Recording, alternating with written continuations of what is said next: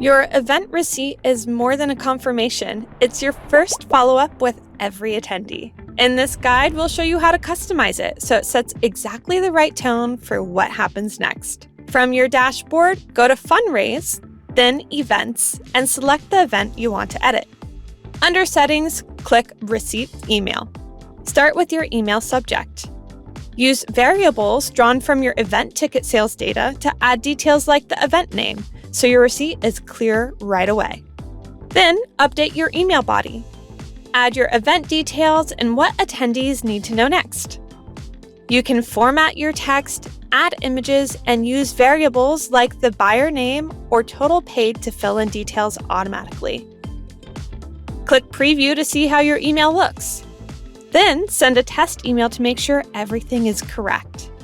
When you're ready, click Save Changes. Your updated receipt will be sent to all future ticket buyers.